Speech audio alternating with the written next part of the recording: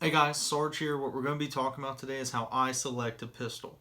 Now, all the firearms that I own, they all have a fighting purpose. I don't own any for the purpose of just using them at the range or using them to throw in a bag and never go and shoot ever again, right? That's not the purpose for any of my firearms. I use all mine pretty heavily, as you can tell from some of the older ones that have a couple of beauty marks on them, right? But what do I look for to select these firearms as opposed to others in a similar field? Primarily, I look at reliability. Where do I get those numbers from? Look at training courses. Training courses are some of the best tests out there for your pistols. I'm not sitting here trying to sell you guys on courses, okay? But if you want to see what pistols, rifles, shotguns, what guns run and what ones don't, look at what some instructors are carrying. Okay, I'm not saying all instructors. We need to really know the difference of who to look at and who not to, because there are some uneducated individuals trying to give educated answers and they're false. But we need to look at some training courses, look at what guns consistently run, what ones don't, right? That's my first step where I go to identify those.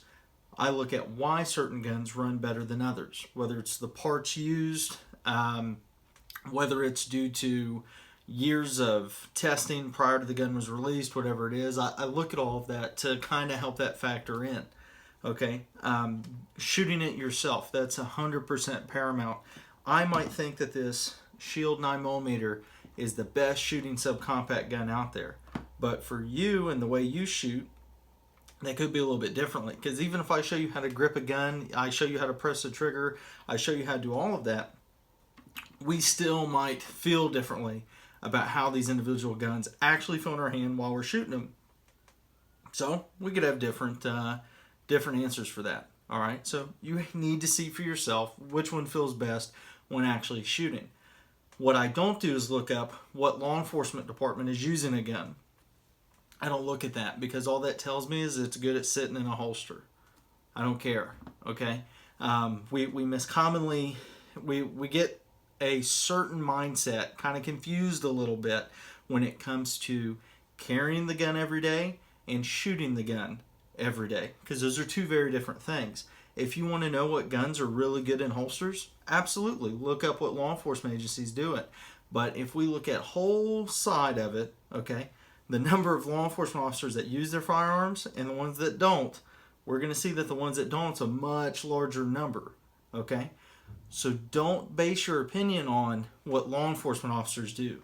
There's a law enforcement officer just up the road here.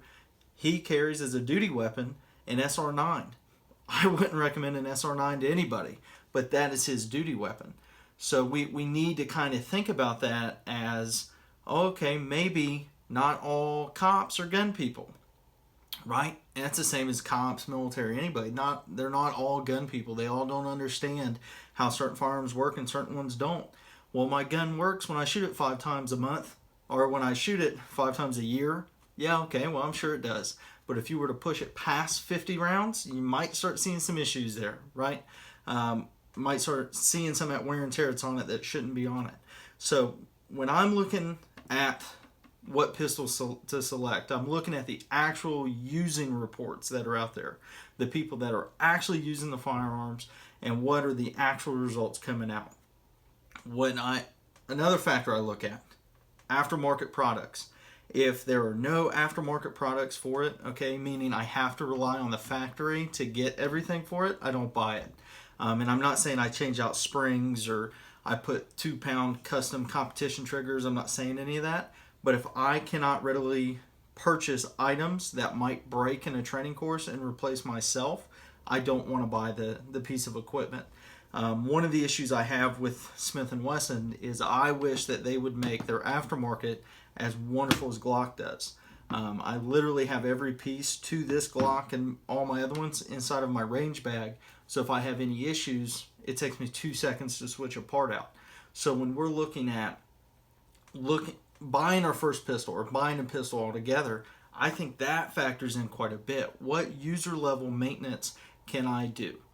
What all can I do at the user level to keep this firearm in working order and I don't have to send it back, so now I'm without a gun.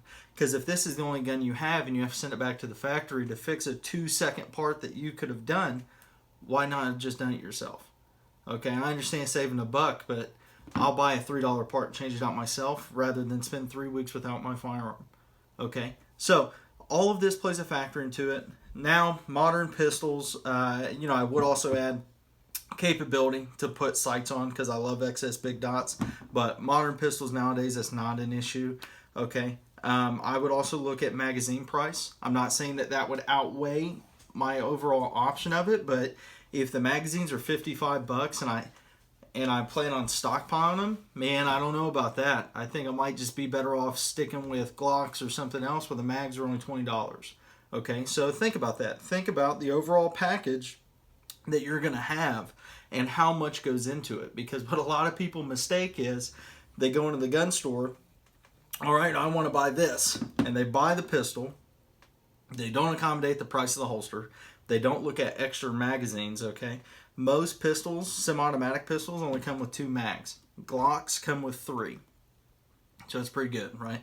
But they don't accommodate any of that. They don't think about any of that going into it. So then now we have to purchase all this extra stuff. Well, once you actually start using the pistol and you start noticing, okay, hey, once I hit a certain round count, my recoil spring is starting to have issues. Well, what if you can't buy an aftermarket recoil spring because not every company makes them? Or what if they do make them and they're $30 or $40? That plays a larger role into the total carry package. So whenever I'm going to select a pistol, those are the things that I look for, okay? And then I also look at the performance I personally have with it on the range. I hope this helped you guys out. If you guys want to see more content like this, let me know and we'll absolutely make it happen. Make sure you hit the like button, subscribe, and stay tuned for more. Sarge out.